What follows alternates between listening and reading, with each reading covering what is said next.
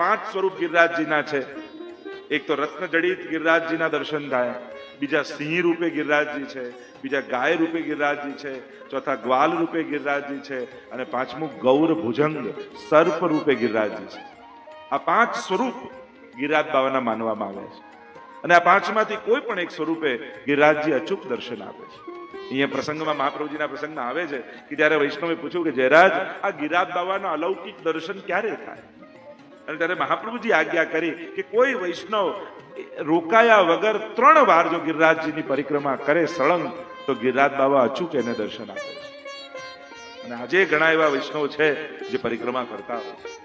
ઘણા તો એવા વયોવૃદ્ધ, તમે જુઓ તો તમને માનવામાં ના આવે કે આ ક્યાંથી ગિરિરાજજીની પરિક્રમા કરતા હશે, પણ નિત્ય આખી ગિરિરાજજીની પરિક્રમા 365 દિવસ કરે. એવા ભગવદીઓનો વ્રજમાં વાસ છે. ઘણા એવા ભગવદીઓને હું પણ જાણું છું કે કેવો એમનો ભાવ છે.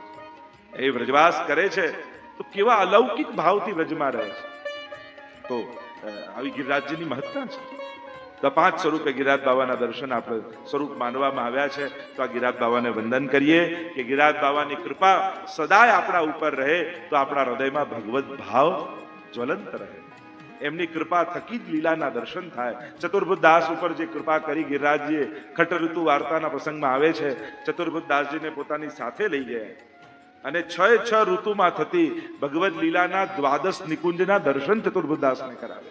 એવી કૃપા થાય. તો આ ગિરિરાજ બાવાનું સ્વરૂપ છે. લાલ ધોતી અને લાલ ઉપરના ગિરિરાજ બાવા ધારણ કરે છે. આપણે ત્યાં એ સ્વરૂપ એમનું માનવામાં આવે છે. એટલે બંને તો ગિરિરાજજીને ધરાવો ને તો એ બંને તો લાલ ધોતી ઉપરના ધરાવે. કારણ કે લીલામાં એમના વસ્ત્ર લાલ ધોતી ઉપરના રૂપે માનવામાં આવે છે. તો એના પણ ભાવ છે. જે યમુનાજીને પણ ધરાવતા હોય તો એમનો પણ એક વિશેષ પ્રકાર છે. મહાપ્રભુજીને ધરાવતા હોય તો એમનો એક વિશેષ પ્રકાર છે. તો ગિરિરાજ બાવાને વંદન કરીએ. તો પરિક્રમા કરતા કરતા મથુરેશજીનું મંદિર આવે છે, ગિરધરજીની બેઠકજી આવે છે. કે જે ગિરધરજી મનમાં થયો કે મારે 7 સ્વરૂપને પધરાવી શ્રીનાથજી સાથે 56 ભોગ કરવો છે. અને ગુસાઈજી કહ્યું બાબા લૌકિક બળે, અને ત્યારે 7 સ્વરૂપનો મનોરથ કર્યો. એનો પણ એક વિધાન છે. ગોકુલનાથજીનું મંદિર, મદન મોહનજીનું મંદિર, ગોવર્ધનનાથજીનું મંદિર, ચંદ્રમાજીનું મંદિર, આ બધા મંદિરમાં આપણા દંડવત પહોંચે. બધા સ્વરૂપોને આપણે વંદન કરીએ અને હવે આપણી પરિક્રમા આગળ ચાલી. તો આ રુદ્રકુંડ સામે છે. તમે જોશો ને તો અમુકારુથી આગળ જાઓ અને ત્યાં બિલચુ કુંડ, રુદ્રકુંડ, આ બધા કુંડ આવે છે. આ રુદ્રકુંડ કયો કુંડ છે કે જ્યારે ગોપીજનો રાસમાં પ્રભુ અંતર ધ્યાન થઈ ગયા અને અંતર ધ્યાન થયા ત્યારે ગોપીઓ ઉન્મત્ત થઈ. ચારે બાજુ ગોતવા લાગી કે પ્રભુ ક્યાં જતા રહ્યા? આવો મળેલો અલૌકિક લાભ અમારા હાથમાંથી સરી ગયો. હે અશોક, તું તો શોકને હરનારો છું. તે મારા પ્રભુને જોયા છે? ક્વચિત તુલસી કલ્યાણી, અરે તું તો પ્રભુની પ્રિયા છો તુલસી, તે મારા પ્રભુને જોયા છે? એવા તો ઉન્મત્ત થઈ ગયા, કૃષ્ણ લીલાઓનું અનુકરણ કરવા લાગ્યા. કૃષ્ણ કૃષ્ણ કૃષ્ણ કરતા કરતા કૃષ્ણમય ગોપીઓ થઈ ગઈ. કીટ ભ્રમર ન્યાય. કોઈ કૃષ્ણ બની પૂતનાનો ઉદ્ધાર કરે, કોઈ કૃષ્ણ બને, કોઈ શકટ બને, સંકટ ભંજનની લીલાઓ કરે, એની લીલાઓનું અનુકરણ કરવા લાગ્યા. એવા ઉન્મત્ત થઈ ગયા. श्याम श्याम रटत हो श्यामा श्याम भई, और श्यामा पूछत सखिन सो श्यामा कहाँ गई? श्याम श्याम श्याम रटता रटता वह श्यामा सखी स्वयं को श्याम समझने लगी. भूल गई कि मैं कौन हूं, स्वयं को कृष्ण समझने लगी और सखी से पूछती है कि श्यामा को देखा है? खुद को खोज रही और खुद को कृष्ण समझ रही. अरे प्रभु जता રહ્યા. યમુનાજીના તટ ઉપર આવીને ગોપીઓએ ગોપી ગીત ગાયું છે, વિરહ ગીત ગાયું છે. ન થયા પ્રભુ પ્રગટ, શબ્દો ખૂટ્યા, એ જ શબ્દો અશ્રુ બનીને આંખમાંથી વહેવા લાગ્યા. इति गोप्यः प्रगायन्त प्रलपन्तश्च चित्रधा रुरुदुः सुस्वरम राजन कृष्ण दर्शन लालसा. कृष्ण दर्शनની લાલસાથી ગોપીઓ પ્રલાપ કરવા લાગી. इति गोप्यः प्रगायन्त, જોર જોરથી રડી રહી છે. પ્રલપन्तશ્ચ चित्रधा रुरुदुः सुस्वरમ. રડવું તો બેસડું હોય ને, પણ પ્રેમમાં રડવું એ પણ સુસ્વરમાં લાગે. પ્રેમની પ્રત્યેક ક્રિયા સુસ્વરમાં છે, પ્રેમથી અભિવ્યક્ત છે. રડે તો દુનિયામાં ગણાય છે, પણ એ તો ભોગ માટે, આ ભગવાન માટે રડી રહી છે. પ્રલાપ કરે છે ગોપીઓ, અને એ જે અશ્રુઓ પડે છે એનો આખો કુંડ ભરાયો. એ આ રુદ્રકુંડ છે, જ્યાં ગોપીઓ રડે છે, मारो श्याम मने जड़तो नहीं, कहां चले गए हमारे प्रभु हमको छोड़कर। प्रभु हमारे अपराधों को क्षमा कीजिए, हम में अहंकार है, पर अहंकार निवारण का एक ही उपाय है, आप प्रकट हो जाओ। हमारे मन में पाप आया है, पर आप मनोहर हो, मन को हरने वाले हो, आपको देखेंगी तो मन ही चला जाएगा, फिर मन में पाप ही कहां रहेगा। प्रभु रात्रि के समय हम आपको ढूंढ रही हैं, प्रकट हो जाइए। रड़ती जाए, प्रलाप करती जाए, प्रभु ने गोदती जाए। मानो પૂર્ણિમાની રાત્રિ સાંભળ્યું હોય કે આજે પૂર્ણિમા છે અને આકાશમાં જઈને જુઓ ને ચંદ્રમા ન દેખાતો હોય, અંધકાર પથરાયો હોય, એમ પ્રભુ આપ વ્રજના ચંદ છો અને આપ વગર અમારું જીવન નકામું છે। અમે તો આપના માટે જીવીએ છીએ, તો અહીં ધૃતા સ્વત્વમ વિચિન્વતે, આપને કારણે જેણે પ્રાણોને ધારણ કર્યા છે એવા અમે આપને ગોતી રહ્યા છીએ। પ્રભુ પ્રગટ હો જાય। જીજીના શબ્દોને યાદ કરીએ। આ જીજી દ્વારા રચિત છે। ગોપીઓ ગોતી રહી છે અને આંખમાંથી નીકળતા શુભોથી જે કુંડ ભરાયો એને રુદ્રકુંડ કહેવામાં કહેવાય કે જ્યારે એનું સ્નાન પાન આચમન કરો તે પાન કરવા માત્રથી ગોપીઓમાં જે આરતી હૃદયમાં હતી એ આરતીનો અનુભવ ભક્તને થઈ જાય, એવો આ રુદ્રકુંડ છે। એક એક કુંડ, એક એક લીલાઓ, એક એક વનો અને પ્રભુની અનંત લીલાઓથી જોડાયેલું આ બ્રજ મંડળ છે। એટલે ગોપીઓનો એ અહેસાસ, ગોપીઓનો એ ભાવ, ગોપીઓના એ આંસુ હજી પણ વ્રજમાં સુરક્ષિત છે। એમનું હાસ્ય સુરક્ષિત છે અને એમના આંસુ સુરક્ષિત છે। વ્રજ તો સંયોગ અને વિપ્રયોગ બંનેથી ભરાયેલું છે। બંને રસ હજી ત્યાં જીવંત છે। શૃંગાર રસના બંને પાસાઓ છે। શૃંગાર રસ દ્વિદલાત્મક છે અને એટલા માટે આ વિરહનું સ્થાન છે। રુદ્રકુંડમાં સ્નાન પાન આચમન કરવાથી ત્યાં એક આંબલીનું ઝાડ છે, એ ચતુર્ભુજ દાસજીનું દ્વાર છે। અષ્ટ સખામાંના આપણા ચતુર્ભુજ દાસ, અને એટલા માટે દ્વાર અહીંયા કારણ કે એમને પણ ગોવર્ધન વાસી સાવરે લાલ તુમ બિન રહ્યો ન જાય, જે વિયોગનો અનુભવ ચતુર્ભુજ દાસે કર્યો। આ રુદ્રકુંડમાં વંદન કરીએ, ચતુર્ભુજ દાસજીને ભગવત સ્મરણ કરીએ। આગળ જાઓ તો જાન વૃક્ષ આવે છે। ગોપીઓ જ્યારે શોધવા નીકળી ને પ્રભુને વનમાં કે પ્રભુને તે જોયા છે, કોઈએ જોયા છે, તો બે વૃક્ષો આસપાસ હતા। એકે કહ્યું હા મેં જોયા છે અને એકે કહ્યું ના મેં નથી જોયા। તો જેણે હા કહ્યું એ જાન વૃક્ષ અને જેણે ના કહ્યું એ અજાન વૃક્ષ। ભગવદીઓ તો આ વૃક્ષોને પણ ભેટે, કારણ કે એ વૃક્ષોએ ગોપીઓના દર્શન કર્યા છે, ઠાકોરજીના દર્શન કર્યા છે, એમને ઠાકોરજીના હસ્તનો સ્પર્શ પડ્યો છે। એટલે બીજું કાંઈ કોઈ ભગવદી ન મળે ને તો વ્રજમાં જઈને કોઈ વૃક્ષ મળે તો એને ગળે લાગીને આવો ને તોય તમને વ્રજભક્તોનો સંગ થઈ મળી જાય, એ બરાબર। વ્રજના વૃક્ષો પણ સાધારણ નથી।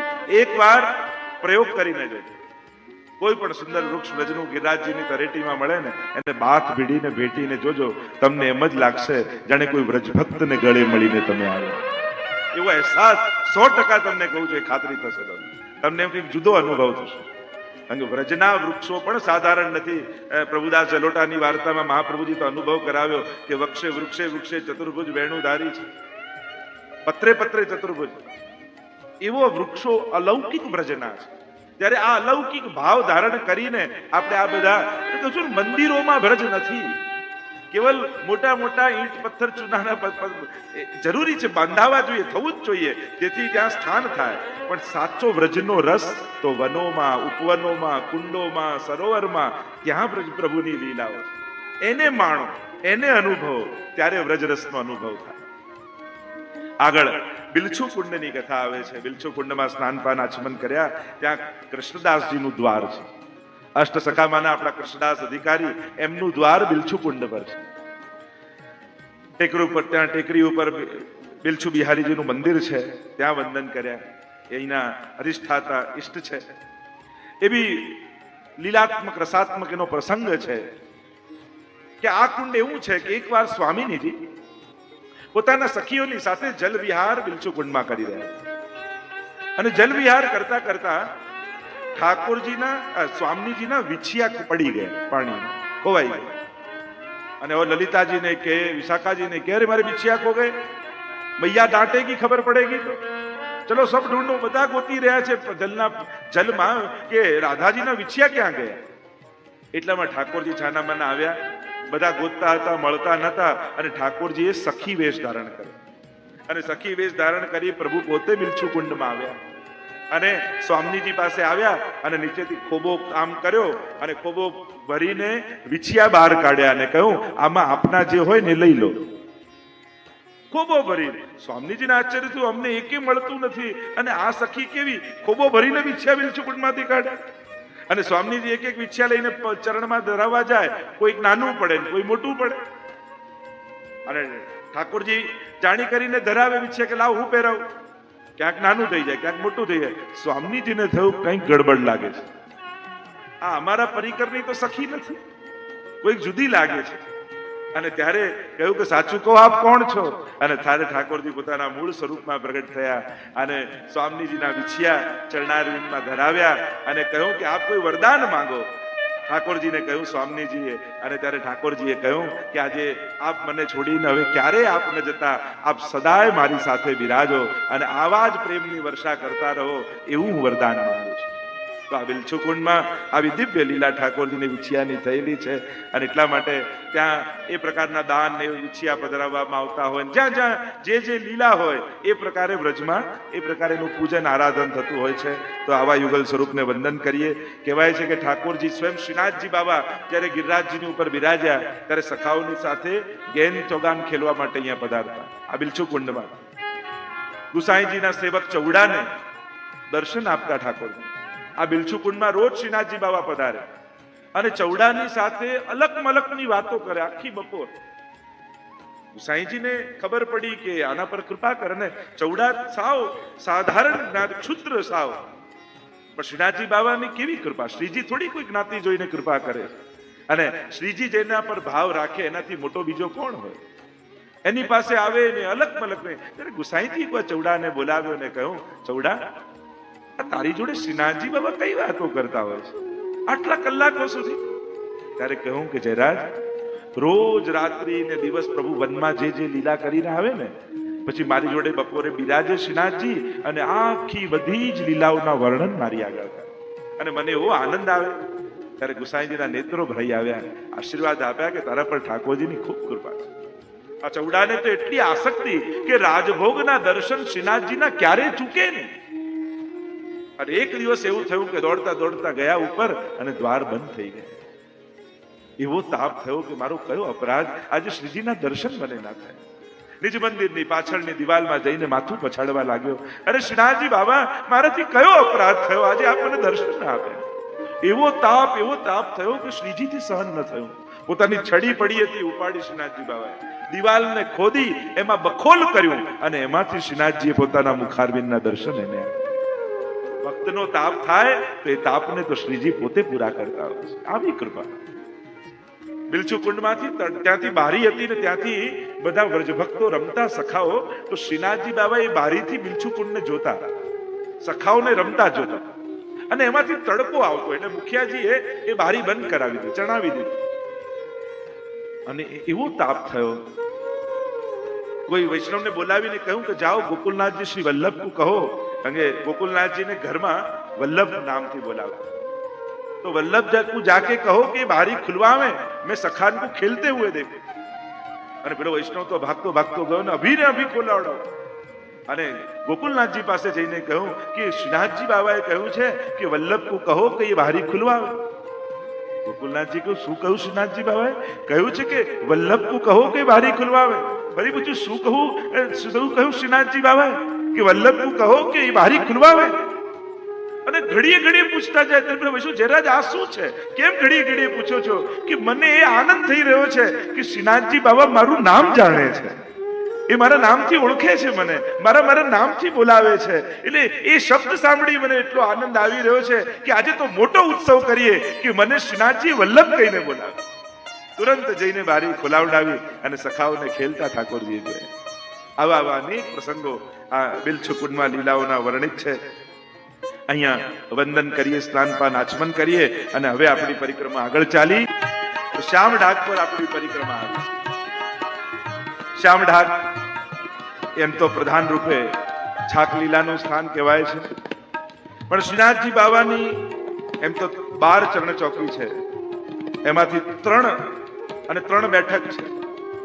તો શ્યામડાગ, ગુલાલકુંડ અને ટોડકો ઘનો, આ 3 સ્થાન વિશેષ રૂપે કહેવાય છે. કહેવાય છે કે શ્યામ રંગના ખાખરાના વૃક્ષો અહીંયા છે, એટલે એને શ્યામ ઢાક કહેવાય છે. કારણ કે ઢાક કો પત્તો, ખાખરાના પત્તાને ઢાક કહેવાય.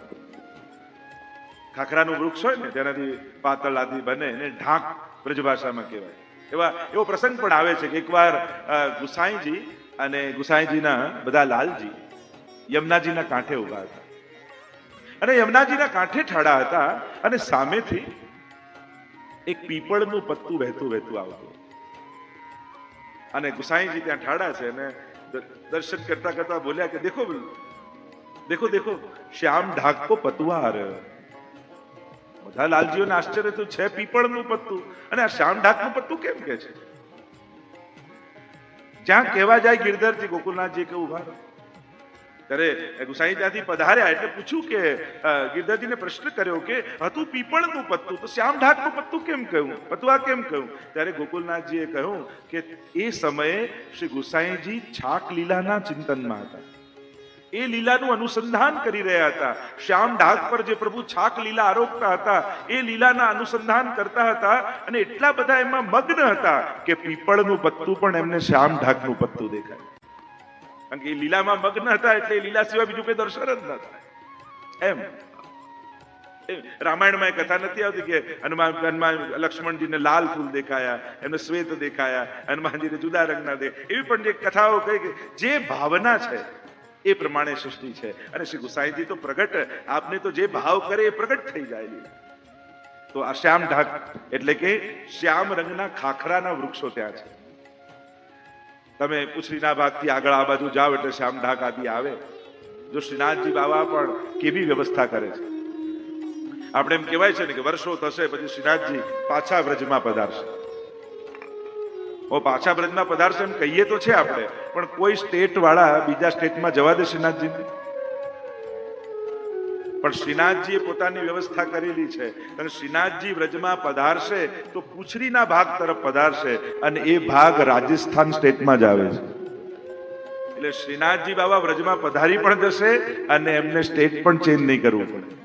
શ્રીનાથજી હવે એ સમય તો કોઈ પુષ્ટિ માર્ગી હતું નહીં કે રાજસ્થાન ક્યાંય કેટલું રાખવું અને યુપી કેટલું રાખવું ને ત્યારે તો કોઈ કરતા નહીં.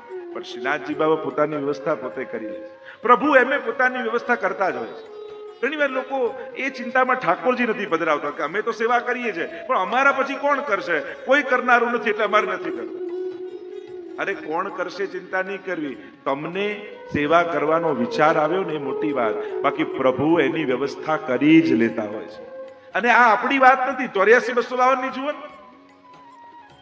મોટા ભાગના એવા છે કે એમની પછી કોઈ સેવા કરનારું નહોતું, પણ પ્રભુએ એમની વ્યવસ્થા ઉત્તમ રીતે કરી જ લીધી. આજ સુધી ઘણા વૈષ્ણવના ઠાકોરજી પધાર્યા, એ બધાની વ્યવસ્થા પ્રભુની વ્યવસ્થા પ્રભુ જ કરી લેતા હોય છે. અને એટલા માટે એ વિચારવું આપણું કર્તવ્ય નથી. આપણું કર્તવ્ય છે કે મારો દેહ છે તો એ દેહ મારે ભગવત સેવામાં વ્યતીત કરવો છે. મારા જીવનનો જે સમય મને મળ્યો છે એ મારે ભગવત સેવામાં વ્યતીત કરવો છે. એટલે એવું આગળનું બહુ વિચારી ભગવત સેવાથી વંચિત નહીં રહેવું કે મારા પછી તો કોઈ કરનારું નથી ને ઘરમાં કોઈને ભાવ નથી ને ઠાકોરજીને ભાવ જગાડતા ક્યાં વાર લાગે છે? એ તો એક સેકન્ડમાં માણસનું મન ભરી જાય. એટલે તો આપણે વિચારીએ છીએ કે આ સંભવ નથી. અને એટલા માટે હું તો હંમેશા કહું, કોઈ મનોરથ પણ કરો ને ત્યારે પોતાનું સામર્થ્ય ને પોતાની સગવડતા જોઈને નહીં કરવાનું કે મારી તો ક્યાં આવી શક્તિ કે હું કથા કરાવી શકું, મારી ક્યાં આવી શક્તિ કે આવા મનોરથ કરાવી શકું. તમારી નથી, પણ જેની કથા કરાવો છો એને તમને શક્તિવાન બનાવતા ક્યાં વાર લગાવવાની છે? જેની કરાવો છો, જેના માટે મનોરથ છે, એ તો પ્રભુ સર્વ સમર્થ હોય. એને તમને સામર્થ્યવાન બનાવવા હશે તો ક્ષણ લાગે છે. એને તમારા સંજોગો ફેરવવા હોય તો ક્ષણમાં ફેરવી દેશે. એટલે જબ भी मनोरथ करो तब अपने सामने देखकर मत करो, ठाकुर जी के सामने देखकर करो. કારણ કે એમને તમારા હાથે મનોરથ કરાવવો હશે તો એ બધી અનુકૂળતાઓ ક્ષણમાં કરી દેશે. અને એને નથી કરાવો ને તો બધી વ્યવસ્થા હોય તોય નહીં થાય.